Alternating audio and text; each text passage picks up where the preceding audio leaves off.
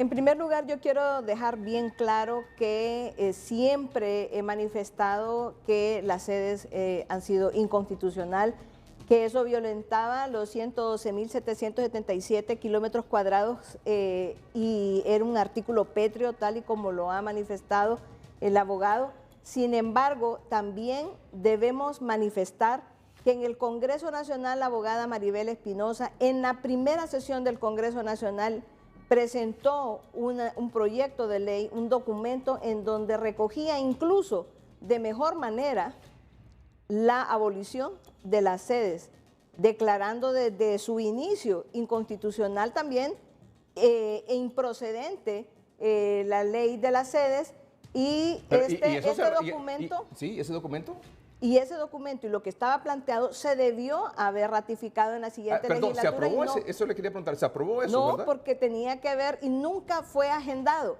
Entonces... No, pero perdón.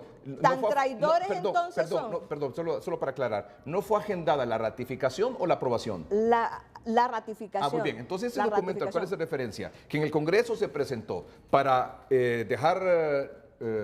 nulo, digamos, sí, esa declarar inconstitucional, esa reforma constitucional, ahí sería, ¿verdad, abogado? Desde el inicio incluso. ¿Mano? Perdón. Es una derogación. Que el Congreso derogara esas reformas constitucionales, gracias, abogado, que esa derogación se aprobó, pero sí, como era una reforma constitucional para eliminar eso, es correcto, no se ratificó en la siguiente legislatura.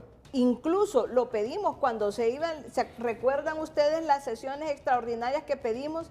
Era justamente porque manifestábamos que si no se hacía en esa legislatura, entonces iba a ser nulo lo actuado. Entonces, eso significa que lo que no hizo el Congreso lo hizo la Corte.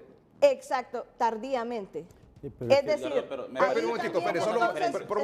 entonces tan traidores fueron aquellos como traidores fueron los que no cobardemente no llevaron a la ratificación esa derogatoria. Por la comisión permanente para elegir el fiscal. No lo agendó jamás el presidente del Congreso y su junta directiva. Entonces, porque ellos son los únicos que pueden, a pesar de que se le pidió, la diputada Claudia Ramírez incluso pidió que se considerara eso. Y dijeron, como siempre, callan el micrófono y dicen hay cosas más importantes. Entonces, en realidad también hay que ver la responsabilidad que tiene el Congreso. ¿Por qué? Porque si desde un inicio del Congreso Nacional ya llevamos 3 años prácticamente de este periodo, de este Congreso, y en esos 3 años no se ha hecho nada por una de las primeras cosas que se dijo que se iba a derogar. No ha venido la Sisi. No ha venido ninguna de las cosas que este gobierno dijo que iba a hacer. Y no lo hizo porque no le interesó hacerlo en su debido momento. Muy bien. ¿Qué opinas sobre ese tema de la resolución de la sentencia del Pleno de la Corte? En primer lugar, yo quiero felicitar a los magistrados y las magistradas valientes que decidieron generar una nulidad al origen de las zonas de empleo y desarrollo en Honduras. Estas zonas que eran un mecanismo de enclave y de expropiación de los territorios del país. Muy bien. En segundo lugar, con todo respeto, pero quiero desmentir a la doctora.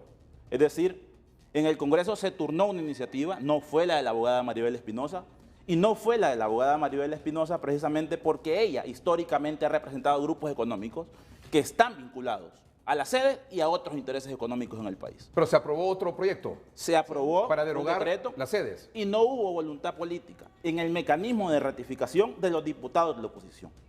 Entonces, decir hoy que igual responsables son quienes vendieron la patria a quienes votaron para eliminar la sede, es una mentira, es una falacia, está faltando a la verdad y eso, doctora, no es ético. No es ético porque no es lo mismo quien vende a la patria que quien la defiende. Y hoy estamos en un debate que no solo es político, y eso es lo que yo quiero agregar y creo que debemos avanzar hacia ello. En un debate que tiene que ver con intereses económicos y intereses económicos que todavía subyacen en la realidad nacional y que siguen pretendiendo coaptar a diputados y a magistrados para que continúen la sede. Es por eso que hay precisamente... Un momentito, pero para ese tema que continúe en la sede, permítame un momentito. No sé si usted escuchó lo que dijo el portavoz. Claro. Que los mismos magistrados van a establecer un mecanismo ahí en la sentencia. Los mecanismos ya existen. Que permita exactamente que los actuales sedes, las actuales empresas, se acojan a los sistemas establecidos legal y constitucionalmente. Edgardo, en Honduras hay regímenes especiales. Nunca se tuvo que violentar la Constitución. Muy bien. Entonces, quienes entraron a ese tipo de negocios tenían otros intereses. Y usted mencionó, y por eso lo voy a mencionar en este momento, a George Colindres. En primer lugar, quiero pedirle perdón al pueblo de la zona norte, porque yo soy de San Pedro Sula, sí, señor, porque él representa uno de los intereses de las sedes, que dicen que Choloma no tiene una población, una densidad poblacional alta. Fue uno de los argumentos que grimieron. ¿Y qué quiero decir? Si bien es cierto, se derogaron de origen esta pasada semana, pero insisten con intereses en su momento en el Congreso, y por eso no se ratificó. Por eso la diputada miente.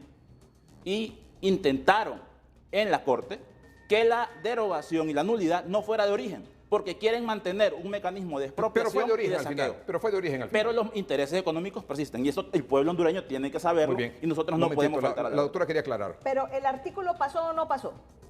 El artículo pasó en su primer debate. Entonces, ¿cómo dice que no había suficientes votos? No fue el artículo que presentó lo que yo he dicho es que no fue el texto que presentó la abogada Maribel Espinosa. El siguiente que derogaba la sede. No hubo la voluntad política de la oposición. ¿Pasó o no pasó? No hubo la oposición. No, pasó o no pasó en el primer debate. No hubo ratificación. No hubo ratificación porque no lo agendó el presidente del Congreso. No hubo ratificación porque no hay voluntad política. ¿Y por qué no hay voluntad política?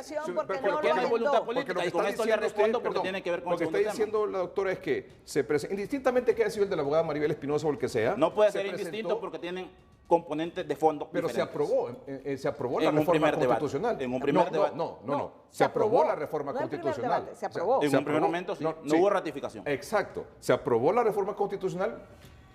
Y entonces se tuvieron más de 86 votos para hacer la aprobación de esa reforma constitucional. Lo que usted cuestiona es que en la Junta Directiva del Congreso no agendó la ratificación para que quedara derogado eso. Es correcto. Entonces, porque lo correcto hubiera sido, para dejar en evidencia a la oposición política que no quería ratificar eso, era votemos. Es correcto. Pero es que está en quien miente es usted. Discúlpeme también, con todo respeto se lo digo. Quien miente es usted. Porque el único que puede agendar la ley orgánica es el presidente del Congreso y su junta directiva. No lo agendaron nunca. ¿Quiénes son los que tienen o no tienen voluntad política? Los que hacen la agenda. Quienes no tienen la voluntad política son quienes no quisieron ratificarlo. ¿Y por qué no quisieron ratificarlo? Porque el 80% de esos diputados... Se aprobó, pero no se ratificó porque no se agendó. El 80% usted dice que no se agendó. El gobierno de turno. Y el licenciado dice que no se agendó porque no tenían los votos.